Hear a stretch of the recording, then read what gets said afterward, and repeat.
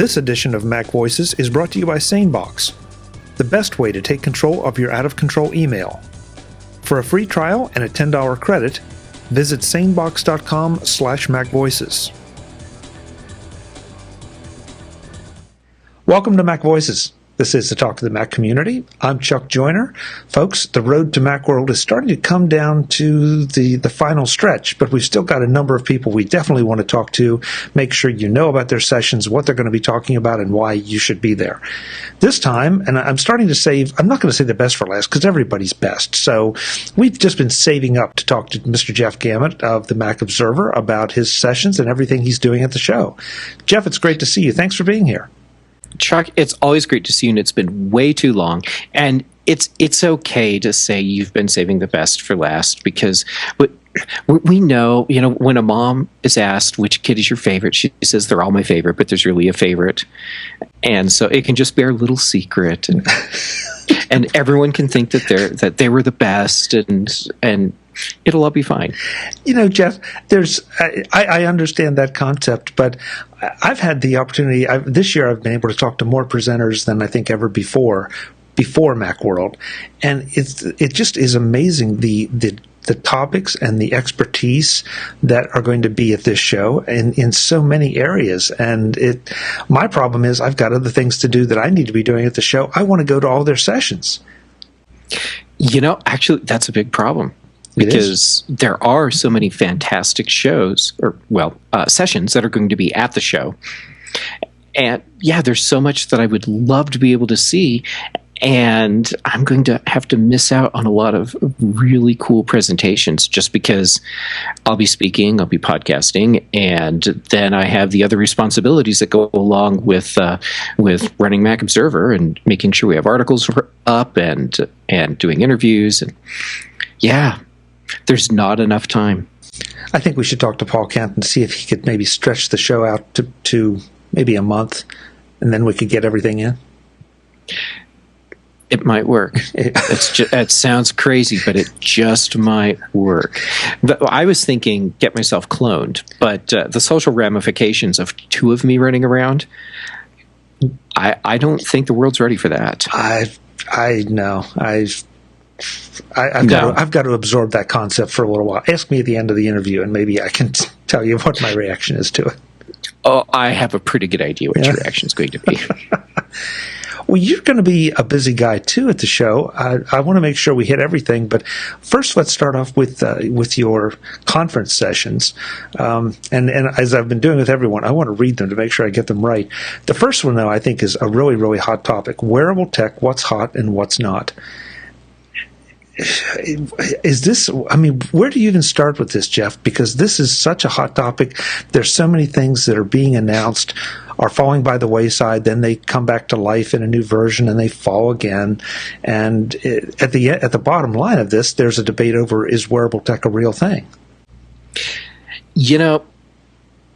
Had you said that to me before I submitted the idea to Paul Kent, I probably wouldn't have submitted the idea, because you just described the chaotic mess that I'm dealing with. When I came up with this idea, I thought, okay, here's this handful of products that I think are really interesting in the wearable tech market. Here's some stuff that I think is really missing the mark, and here are the trends and how it all fits together. And that's pretty much what I'll be doing. But the products, this market is in chaos, and it's just trying to keep up on what's happening and what products are changing. There are things that when I started, I thought, this is totally crap. And then later on, things changed, and I'm like, well, maybe not so much crap now. And going through all this, I also realized my scope, my perspective on what wearable tech encompasses was far too narrow. And so I'm going to be taking a look at some wearable technology that I think for many people will be products that they had never considered as wearable tech before. Okay. At this point in the conversation, I want to introduce your other session, because I feel like there's some overlap, but There's a lot of overlap. Okay, there's a lot of overlap. All right, the second session is fitness tech, getting healthy with your Mac and your iPhone. So now that we have that, and we'll talk about that too in a second, but when I think about wearable tech, right now it seems like most of the wearable tech, with a few exceptions, is fitness related. And I say the exceptions because, we have a couple smartwatches, we have Bluetooth earpieces, which they never seem to get mixed into this, and I think they're very definitely wearable tech. And that's kind of where... that's definitely in my mix, yes. Okay. But that seems to be where it ends, Jeff. So can you give us a couple teases about the kind of other things that you might be talking about? Sure. So this isn't wearable tech, but it totally fits in with the fitness tech, like the smart scales. For instance, Withings and Runkeeper, they both have scales that I've been testing, and they link up to your Wi-Fi network, and they send data to your iPhone so you can keep up on your weight. And like in the case of the Withings scale, it monitors the temperature in your room, and it monitors the CO2 levels. So you can use this to help figure out it, or help narrow down where problems might be in your sleep patterns. Because if your CO2 levels are too high in your room, then you can't sleep as well. So being able to watch how those CO2 levels change over time can be really helpful. And if the room's too warm for you or too cold for you, well, you can actually see what those temperatures are. Plus, these scales, they also check your heart rate. And that can be really handy too. So, the old idea of a bathroom scale, those days for me are gone forever now, because these are scales that you want in your bedroom, not in your bathroom, because you want them where they can monitor conditions that are very specific, and the bathroom scale, that's not what they are anymore. Interesting. That definitely fits into fitness tech. Definitely fits into fitness tech. Okay, and so let's touch on that session. Then we can just again mix it up a little bit. But why fitness tech? What has driven you to feel that fitness tech deserves a full session? Well, for me, it's because it became a very personal part of the wearable technology world, and people that have seen me at sessions. Not like last year, but the year before, if they saw me then and then compared how I looked last year, there were many cases where people did not recognize me at all, because I have lost 60 pounds. Wow. And it was crazy. And for me, it was totally possible because of fitness tech. And I saw how this all fit together for me. It empowered me, and then it gave me a sense of accountability that worked really well for me. And when you put those two things together, I was then able to really stay focused on getting in shape and losing that extra weight that I really didn't want to have anymore. So I have a handful of products that were really instrumental in that. And I've actually been able to boil it down to just a couple that people can use. And so I'm taking all of that, putting it together, showing people what I did, showing them what their options are to do the same thing so that they can find the products that are right for them. And then hopefully inspiring some people that have wanted to change their fitness lifestyle into actually being able to do that. I think that's going to be, that last part's going to be important in narrowing it down. One of the things that I think is a barrier to almost anything in the tech world right now is if you decide you want to do something, you have to go through this huge analysis of what are the best tools to do it, and how many, everybody claims to do everything better than everybody else. And they don't. And so you have to go through the analysis process of saying, what are the best products? And in this case, what are the best fitness tech products? here you'll be able to go to someone who has done it. And especially being from the Mac Observer, that also means that you've had probably access to a lot more of the hardware and the software and everything than some folks have. You've been able to analyze it and boil it down. Yes. Okay, check this out. Here is just a sampling of what's on my desk right now. This is the stuff that I could actually reach. And yeah, so these are all fitness tracking devices that, see, there's another one sitting over there that I can't quite reach. And, okay, back over there. Anyhow, the point is, and there's a scale sitting under my feet right now because I was moving it and it hasn't made it back to the other room yet. The point is, there's all this stuff, and it can be intimidating and overwhelming. And I think that's a big barrier for a lot of people.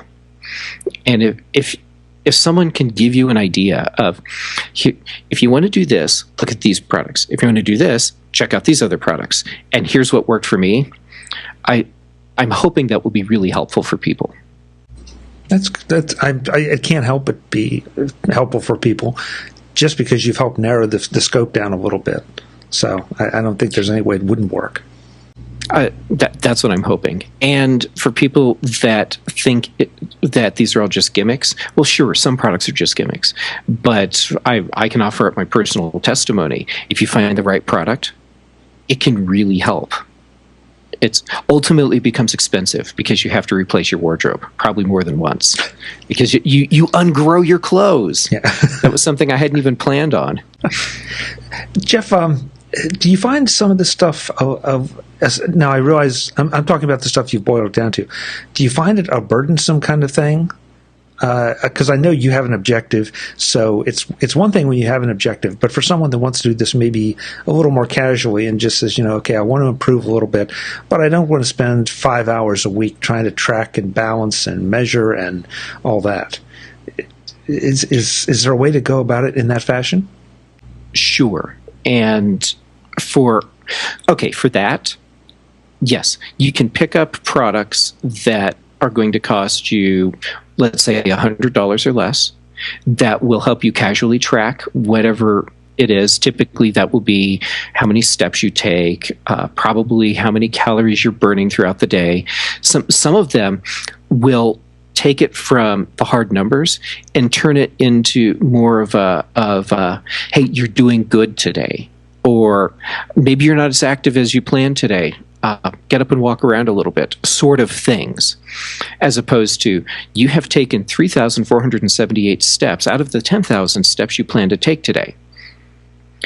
And so for some people, those numbers are very intimidating, and they don't need to see that. All they know is you're getting close to hitting the goals that you wanted, or you haven't been as active today as you had hoped. And with that they can decide how to progress and get up and walk around, get away from the desk for a little bit. And any of these products can do that, but if you can find the right one for you, and here's an example. This is the Shine from Misfits. And I'd show you what it does, but through my testing, I actually killed the battery, so I have to put a new battery in it. It's not working right now. But it will be by the time my session happens at Macworld.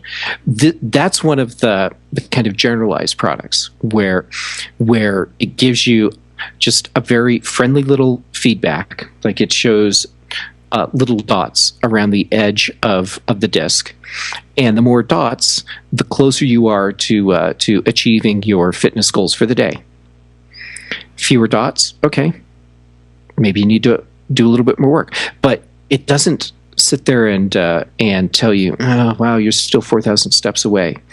It's just you're doing better than yesterday, and for a lot of people, that's what they really need. Yeah, and that kind of thing appeals to me because you're right. It's a quick glance, and it's going to tell me what I need to know, and I'm not going to be quantified to death. Yes, and that's what a lot of people need. Another big thing is, how do you get that information from whatever your device is to the place where you want to look at it? And if you have to go through a lot of steps, like for example, something like this is a GPS watch from TomTom, and it works really well, and it does a lot for you, but you have to plug it into this piece here plugs into a cradle. So you have to have a computer with their software installed and a USB port open so that you can plug this in to charge it and to synchronize data. For some people, the physical act of connecting to a computer, even though that doesn't seem like much, that becomes the real barrier, because now it's something you have to really think about. So maybe for someone like that, they need to look at a device that can automatically sync through Bluetooth. Yeah. And then the data just goes over, and when they're thinking about looking to see how their progress is for that day or that week, okay, they can look and the information is just there. And that's the way I guess I would look at it. If I don't want to, the more things I can have happen automatically for me, the better. Because you're right. It seems almost petty that, okay, it's too much trouble to plug this in. Well, you know what? I have to plug a lot of things in at night. And I'm not sure, do I need one more? And then I've got to remember to do that. And then I've got to remember to review the data that was offloaded onto it so it's useful, so I actually get some benefit from doing the plugging. And no offense to the watch, but it may be perfect for some people, but like you say, not for everybody. Sure. Yeah, and that totally makes sense. There's not one single product that's perfect for everyone. So on one hand, we have this massive collection of hardware options, and that can be really intimidating. On the other hand, we have this massive collection of hardware options, so there's a much higher likelihood that there's the right device for you. So let's shift back a little bit to the wearable tech, and if it's possible, try to exclude or at least minimize the overlap in the fitness tech from the wearable tech. Are we really seeing wearable tech, you think, as a viable option? I mean, because at some point, Jeff, I only have so much arm to stick this stuff on. Now, see, you're thinking exactly like I did when I first really started digging into what I wanted to cover. And pretty soon, I hit a point where it's like, so I've got this much on this arm, and I guess if I have to, I could put something over here, and I have some things where I can actually put them up here, and there have been times where I've been out running where I look like a Borg because I have so many devices strapped all over my body, and then it hit me one day that I'm not looking broad enough, because the wearable technology isn't just something like a watch that goes on your wrist to track fitness, or to be an intermediary screen between your iPhone and you. It can be so much more, and that's where it starts to get kind of interesting. Now, yes, there's so I call stuff like this wrist top technology. And things like Google Glass, I call that face top technology. And the glasses idea, while I don't think that's a market that's going to do well, at least initially, because there's so much lashback about privacy with Google Glass, and totally understandable, because the idea of wearing glasses and being able to record everything that other people do without their knowledge, that's kind of creepy for a lot of people. And we're not at the point yet, but we will hit a point where glasses like mine can contain that technology without people realizing it's even there. And at that point, you don't have any visual cue that someone is logging and recording every single thing that you do. That's really scary. And that level of privacy invasion or intrusion is not comfortable for people. But there's so much that can come out of that technology that can still be wearable, that can be a positive thing. So wearables, as far as glasses today, maybe not going to be the big thing. But the technology that comes out of that down the road, that's going to be a big thing. This edition of MacVoices is brought to you by SaneBox. the best way to take control of your out-of-control email. For a free trial and $10 credit, visit sanebox.com/MacVoices. We've been talking to you about all the capabilities and tools that SaneBox gives you to take control of your email. Tools like the Sane Later folder, which funnels off all but the most important email to a place where you can get to it at your leisure. And Sane News, the folder that aggregates your newsletters and mailing lists. And Sane Bulk for your receipts and reference emails. And Sane Archive, which holds your oldest emails. And the Sane Not Spam folder, where emails rescued from your spam folder can be reviewed in case they aren't spam.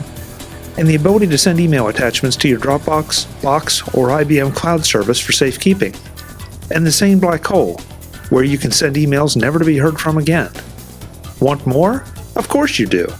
How about the Sane Tomorrow folder, where you can put emails that can be put off for a day? Or the Sane Next Week folder, where you can put emails that are best dealt with next Monday. Or if you want something with a little more precision, you can use Sane Reminders. Just carbon copy or blind carbon copy SaneBox with a special date and time notation in the address, like 9 a.m. on Tuesday or tomorrow, and SaneBox will remind you. SaneBox has all these tools to help you, but you only need to use the ones you want. Turn on and off SaneBox's special folders at will. Use the ones that make sense for you, but by all means, use them, because they will make your email life much easier and much more organized, helping you get to the important stuff first, and the less important stuff later, and the junk not at all. You'll be amazed at how much time and effort SaneBox saves you, and I'd like to know. So when you sign up, take a second and tell me at chuck@macvoices.com or on Twitter @ChuckJoyner. And you'll have time to do it too, because you won't be wasting time managing your email. Try SaneBox free for 14 days right now by going to sanebox.com/MacVoices. Then, when you sign up for SaneBox because you find you can't live without it, get a $10 credit at sanebox.com/MacVoices. SaneBox, the best way to take control of your out-of-control email. Thanks to SaneBox for sponsoring this edition of MacVoices. I have not had the chance to wear Google Glass. Good. I mean, okay. I would like to try it. I must say, though, that given the backlash, and of course hindsight's 2020, I wonder if a better idea would have been to have Google Glass displaying information for you that is relevant in some fashion. Maybe put a GPS in so, yeah, you know what's around you. But eliminate the recording, the still and the video. That seems to be the hot button part of this. You know, a lot of people don't seem to have a problem with me sitting here and maybe glancing up a little bit and seeing what's going on in my Google Glass. But okay, let me do it. Yeah, no, but the idea of them being able to record it. Well, is it? Yes. It's very distracting. So if we're sitting here talking, and I keep doing like this while we're talking, I'm giving you a very clear visual cue that I'm not paying attention to you. I'm paying attention. It's akin to us talking, and I'll just go ahead and pull up my iPhone, and I'm going to start texting other people at the same time. Right. There's that social part that's an issue right now. But it seems to have become a borderline socially acceptable to do some of that. Yes, and at some point it will be socially acceptable to do that with some sort of face-top device. We're not there today. Google putting the glass, or not the glass, the camera into the glass. While I'm really not comfortable with it, it was good that they just went ahead and did it. What they're doing is they're ripping the Band-Aid off quickly instead of slowly. And they took all of this technology and threw it together, probably knowing that there would be a lot of people that were very uncomfortable with this, and dumping all the uncomfortable stuff on us at once, as opposed to giving us an uncomfortable thing, and then the next uncomfortable thing, and then the next uncomfortable thing. Now it's just one big uncomfortable thing, and people will get over it, and we'll move on, and parts of what Google Glass offer today will move on in one way, and part of it will move in a different path, and that's okay. But someone had to give us, or take us to that uncomfortable level so that we could move forward. And that's what Google's being the fall guy on this, and I'm not defending Google Glass because, spoiler, I'm not a fan. But what they're doing, I think, is really important because someone had to punch through that social barrier so that the technology that we can use in so many other ways can start to get better visibility with the general public and with companies, and we can find ways to use this effectively and appropriately. And whether or not Google Glasses is an appropriate mix of technology, well, time will tell. But it's there. People are aware of it now. People are experimenting. Other companies are getting ideas from this. And ultimately, we are going to end up with wearable technology that's more functional than what we have today. We don't want to go too far down this rat hole, but I do want to clarify one thing or ask one thing. Is your lack of fanboyism for Google Glass the privacy part, or is it just the whole concept of sticking a screen somewhere up that can potentially be distracting to the interaction, say, you and I are having right now? It's more the latter. The privacy part, we can both be out in public, and I can take a camera. I can get a point and shoot digital camera for under $100 and clip it to my shirt or whatever, or I can walk around with my iPhone in my hand like this or like this, so that I'm actually getting footage that I can use on TV and just walk around with it. And if I'm holding my iPhone out while we're talking, hey, Chuck, how's it going? How you doing?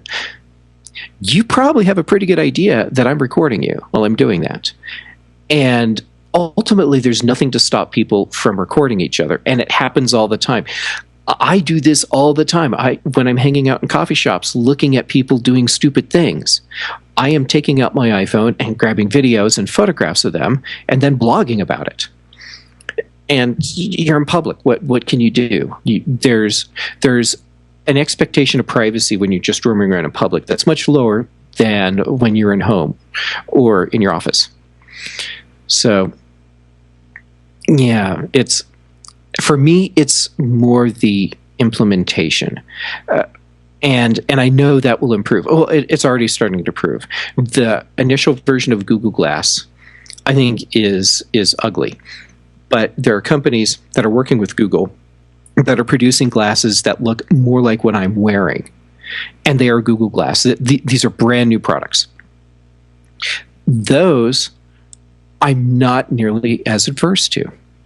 And it's because they look more like glasses and not like some sci-fi movie prop that someone stuck on their face. And the idea that people will wear glasses simply so that they can have heads-up display information all the time. I wear glasses every single day and have for most of my life because I can't see without them. If I did not have to wear glasses, I would not wear glasses. It's as simple as that. And I have a hard time believing that people that don't need to wear glasses will gladly give up that part of their face just to have Google Glass. There are other things that go along with wearing glasses that a lot of people don't think about. First, you have to get them to fit right. Your face isn't symmetrical. You have to get the glasses to balance correctly. They sit on the bridge of your nose. The bridge of our nose is not designed to hold weight. They push on the backs of your ears or on the sides of your head because they have to hold themselves in place. My glasses are comfortable because I spend a lot of money on them and take the time to have them professionally fit. They also don't have all this technology hanging off the side that's going to throw the weight off. And I've tried using things that attach to the side of my glasses before, and it's horrible, just horribly uncomfortable. Your face doesn't balance right. You get pressure on one side of your head that's different from the other, and it just sucks. So I think it's a bad implementation, but, well, we have to start somewhere. So other people can put on the uncomfortable, clunky-looking glasses, and they can be the guinea pigs. And when the technology is at a point where it can be comfortable for me, and I feel is appropriate for the things that I need or want to do, then I will probably start doing like this all the time, so that I can sit there and control things with my eyes, or maybe I have to do like this, I don't know, to control. That's going to be awesome. If we're all walking down the street doing like this, because we're using our fingers in front of our face to control some sort of heads-up display, that's going to get us dates. Jeff, we got to do a whole session on this. This is really interesting. You've already brought up a few things I'd never thought about exactly. But, the idea, because there are a lot of points I'd like to debate with you. So, but start. Well, let's do it. Well, let's not do it now. Well, yeah, not now. Yeah, but let's do it, but you have a session to prepare for, and we want to get people there and get their take on it. Go give Jeff an idea of what you think. In fact, if you want to, and if Jeff might be willing to accept an email or two from you before the session, if you have opinions or things you'd like to know about. What do you think, Jeff? Absolutely. Yes. Anyone that has requests, suggestions, ideas about either of my sessions, the Wearable Tech or the Fitness Tech sessions, shoot me an email. I would love to have your feedback and insight. See, what I'm doing right now is using my super secret Google Glass, and I'm displaying my email on the screen. Oh, crap, it doesn't work. Well, don't say that, because I'll make it work in post. I mean, isn't this great how this is just working? Yeah. Okay, so that email, get your pencils ready, jeffg@macobserver.com. Great. And, of course, I'll have that in the show notes, folks. It'll be on screen in post, and you can let Jeff know what you're interested in. Jeff, yes. One last thing on the Wearable Tech part. Okay, so let's eliminate FaceTop. Let's eliminate the fitness. Are we just limited to the wrist, or do you think there are other appendages that we could strap things to or hang things off of that are fairly realistic? How about if I say, I will show you in my session things that are available today that will go on all different parts of your body? Now okay, I got to make time to come to the session. I got to find the time. Some of this stuff, when you see it, you're going to be like, oh my God, how did I not know about this? And other things you'll be like, well, can't drink that image away. Okay, that's enough right there. You're scaring me a little. So right now we focus on the 2 conference sessions, but you're doing a few other things, one of which I know I'm involved in, but I'll let you promote all the others. Okay, so we'll start with the one we're both involved in, Mac Roundtable. We're doing a live recording of the Mac Roundtable podcast, which is always fun. What makes it more exciting for me, and no kidding, Chuck, this is totally for real. What I love the most about the live Mac Roundtable recordings that we do at Macworld is that you are always the moderator, and you have this awesome way of being able to herd what is essentially a pack of wild cats and keep control over all of us, take us down interesting paths, and spark really fascinating discussions, and do all this in the limited amount of time that we have for live shows at Macworld.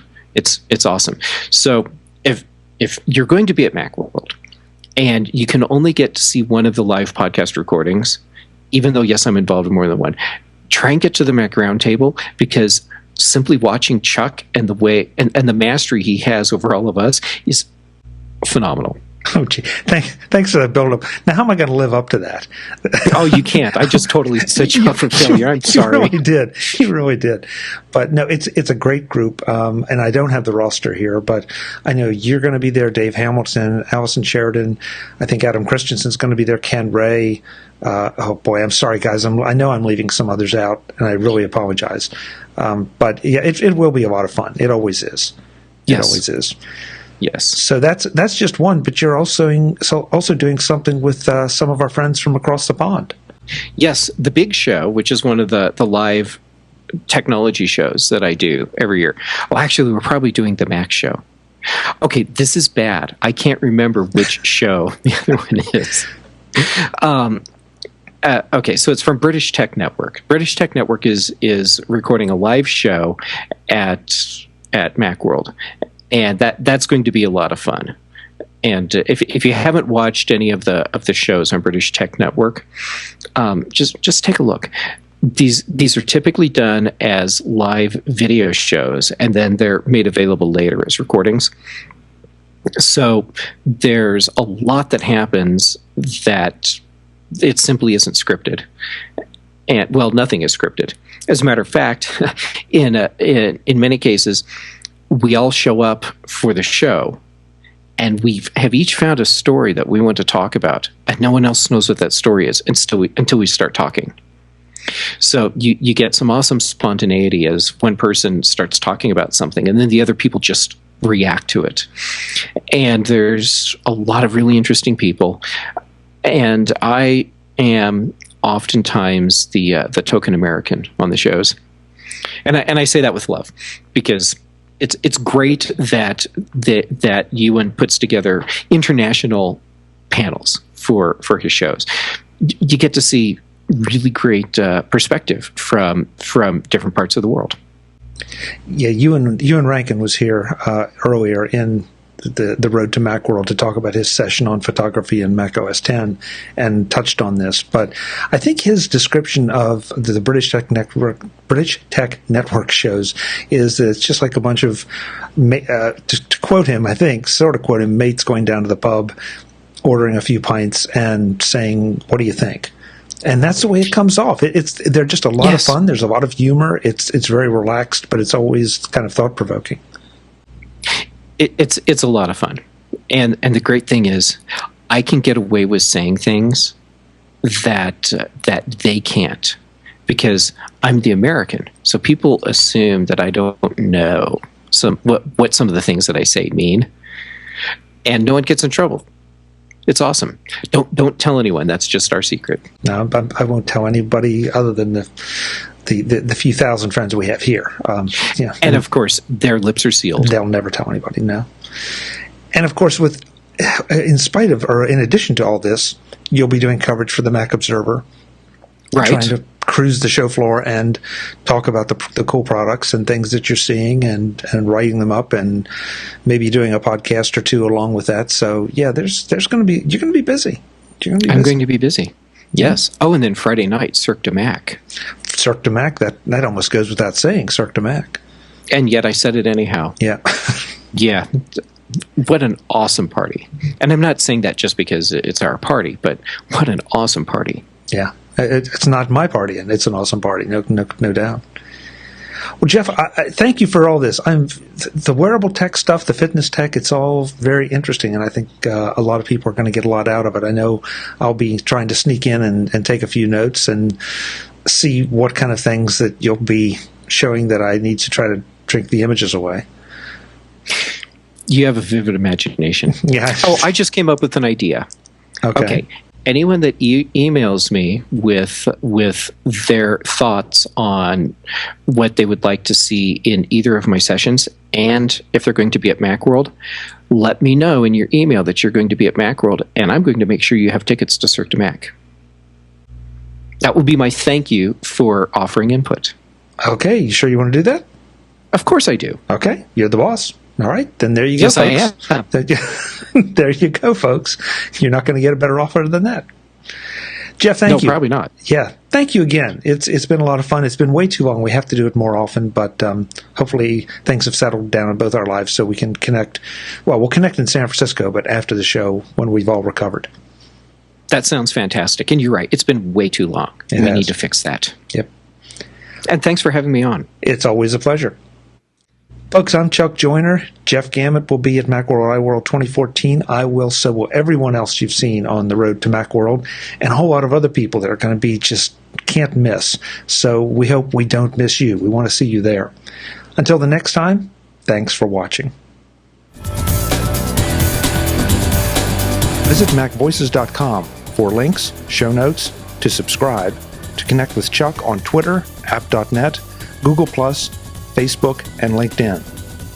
Subscribe to our weekly newsletter, the MacVoices Dispatch, to stay up to date with all the latest MacVoices news from our front page or at macvoices.com/newsletter. Advertising and sponsorships handled by Backbeat Media at backbeatmedia.com.